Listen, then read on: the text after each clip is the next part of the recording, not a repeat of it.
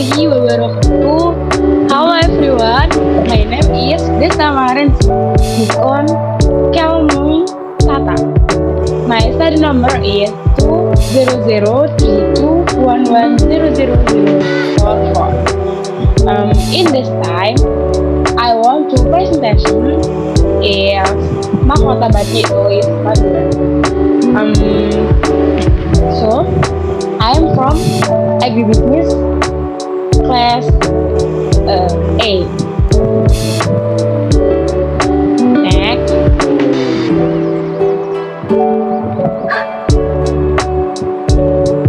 warisan batik tulis Madura. So, batik merupakan salah satu warisan budaya Indonesia yang telah diakui oleh UNESCO. Pada setiap daerah di Indonesia memiliki motif batik yang beraneka ragam, khas dan unik. Begitu juga dengan batik Madura. Batik Madura pertama dikenalkan yaitu pada masa kerajaan Pamekasan, tepatnya pada 16 hingga 17 Masehi. Wilayah pembuatan batik tulis ini sendiri berpusat di Bangkalan, Sumeneb, dan Pamekasan.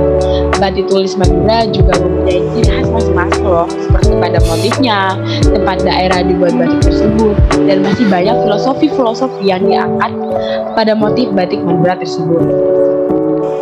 Alasan I memilih topik batik tulis Madura ini dikarenakan masih banyak masyarakat Indonesia, terutama yang belum mengetahuinya. Padahal pada batik tulis Madura ini mempunyai ciri khas tersendiri yang tidak akan ditemui di daerah lain dengan motif pesisir contohnya. Oleh karena itu, saya sangat ingin sedikit memberi pengetahuan tentang batik tulis Madura ini agar semakin dikenal oleh masyarakat luas. Sekedar info, apabila kita sebagai masyarakat Indonesia aja tidak mengenal budaya-budaya yang ada di Indonesia, dan lama-kelamaan akan budaya yang ada di Indonesia ini akan diambil alih oleh negara lain. Selanjutnya ada ini saya setelah wawancara itu, yang ada di gambar-gambar itu adalah gambar-gambar batik yang ada di toko Mahkota Batik Tulis, tepatnya namanya. Mahkota Batik Tulis Madura ini berlokasi di Jalan Raya Tanjung, Bangkalan, Madura. Sudah beroperasi sejak tahun 2017, yang tepatnya sudah berdiri selama 15 tahun yang lalu. Pemiliknya yaitu Ibu Lisa Pratani, dan untuk harga yang dijual itu sangat bervariasi dan banyak sekali. Tetapi mulai harga 80.000 hingga puluhan juta. Dan beliau, Ibu Lisa, sudah memiliki website maupun Twitter, namun telah vakum sejak tahun 2009. Selanjutnya ada preferensi konsumen. Preferensi konsumen merupakan kecenderungan konsumen suka maupun tidak suka mengenai suatu produk. Preferensi konsumen juga memiliki 3 sifat dasar, yaitu complexity, sensitivity, dan continuity.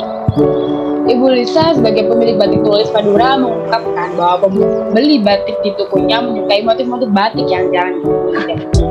Konsumen juga lebih menyukai batik dengan warna terang dan mencolok. Selanjutnya di pinggir kanan itu ada sebuah tabel, yang mana tabel tersebut contoh dari analisis maupun penelitian dari suatu jurnal, yaitu jurnal Utami NA dan Tamami NDB 2020, referensi konsumen terhadap pembelian batik tulis di Pamekasan. Itu ada warna, motif, harga, kemasan, dan tempat beli. Level atribut bisa dilihat kayak mencolok, klasik, dan bisa dilihat bahwa warna yang diinginkan konsumen yaitu mencolok. Ya, ini contohnya. Nah, kita kasih studi kasus begitu. Selanjutnya ada customer value.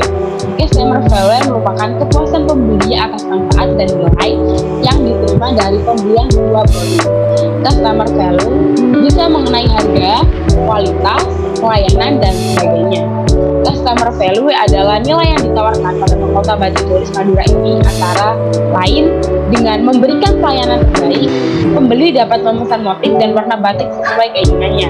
Kualitas batik yang dihasilkan dari toko ini juga sangat bagus, terbukti dari produk yang sudah dikirimkan ke beberapa kota di negara Indonesia dan bahkan juga ke negara lain, ke luar negeri ya maksudnya. Bisa dilihat di gambar samping itu tersebut ada contoh batik-batik tulis yang telah dihasilkan oleh Mahkota Batik Madura.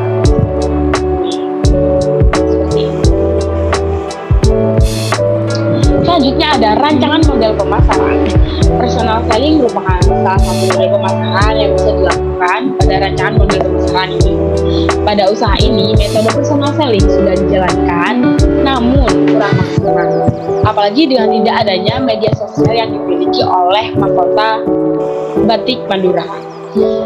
Terdapat beberapa rancangan agar usaha ini lebih berkembang, bisa diterapkan oleh Ibu Lisa nantinya. Antara lain, yang pertama yaitu aktif di sosial media dan marketplace, personal selling secara tidak langsung yaitu melalui DM, WhatsApp, atau chat melalui aplikasi tertentu. 2. Mengikuti pameran budaya, UMKM, atau bazar. Itu merupakan personal selling secara langsung dengan calon pembeli dan memperluas relasi serta menambah peluang penjualan. Yang ketiga ada membuka cabang di pusat kota, yang mana apabila kita telah membuka cabang di pusat kota, nantinya hasil karya maupun jual barang kita akan lebih dikenal oleh masyarakat luas. Selanjutnya yaitu personal selling. Mahkota Batik Tulis Madura tidak hanya memasarkan produknya melalui toko yang ada secara offline ini, tetapi juga secara online ke seluruh dunia Indonesia, bahkan sampai ke luar negeri. Pemesanan hanya dapat dilakukan melalui usaha. Ibu Lisa ini bercerita bahwa pengiriman batik yang dikirimkan dia tidak hanya di Indonesia atau sekitar Jawa, Bali, tetapi hingga ke luar negeri seperti Malaysia, Amerika Serikat, dan masih banyak lagi. Batik-batik yang dijual Ibu Lisa seperti ini. Dan ini Ibu Lisa yang mempunyai toko Mahkota Batik Tulis Madura. Lanjut yaitu ada selling skill dalam personal selling. Selling skill merupakan kemampuan yang harus dimiliki oleh penjual untuk menarik perhatian pembeli agar tertarik membeli produknya. Beberapa skill ini antara lain yang pertama, pengetahuan mendalam mengenai produk Madura tentunya. 2. Pengetahuan mengenai produk yang dijual, cara pembuatan, pola, dan sebagainya. 3. Memiliki kemampuan komunikasi persuasif yang baik. Memiliki kemampuan presentasi produk yang menarik. Menganalisis dan mengetahui produk batik seperti apa yang diinginkan oleh konsumen. Dan yang terakhir ada memberikan kesan yang murah senyum dan memberikan pujian kecil kepada konsumen. Selling skill tersebut bisa diterapkan pada setiap perusahaan maupun toko-toko yang akan berjalan. Tetapi menyesuaikan aja, misal dalam mengenai batik Madura. Kalau misal kita jual kayak trip atau pisang coklat, bisa pengetahuan mendalam mengenai pisang coklat trip ya trip, kayak disesuaikan aja sih kalau kalian. Selanjutnya yaitu ada ekspor. Mahkota Batik Tulis Madura sudah dipasarkan dengan kondisi salah satunya yaitu Amerika Serikat yang sudah saya sebutkan sebelumnya. Ekspor batik ini dibantu oleh Dekramazda Jawa Timur atau Dewan Kerajinan Nasional Daerah Jawa Timur.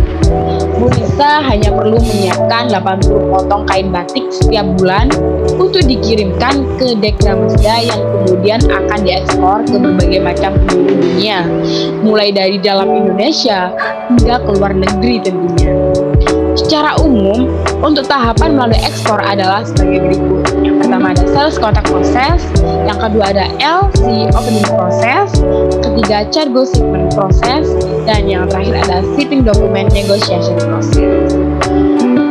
Jadi dapat diketahui bahwa Mahkota Batik Tulis Madura ini sudah mendunia, tetapi belum sepenuhnya tahu, apalagi orang Indonesia semacam saya yang juga baru tahu bahwa di Madura ini ada batik yang memang mempunyai ciri khas masing-masing tuh dari berbagai daerahnya. Nah, apa Apabila teman-teman atau bapak-bapak ibu dosen yang ingin mengunjungi lebih lanjut tentang Mahkota Batik Tulis Madura ini, bisa menghubungi kartu nama yang telah saya cantumkan. Itu ada nama, nomor handphone, alamat, email, website, Twitter. Tapi website sama Twitternya ini lagi aktif, jadi tidak bisa dihubungi. Jadi bisa lewat WA aja atau email. Nah, ini bisa dilihat tempatnya di sini. Mungkin presentasi atau penjelasan dari saya sampai situ saja. Thank you and good luck. See you again.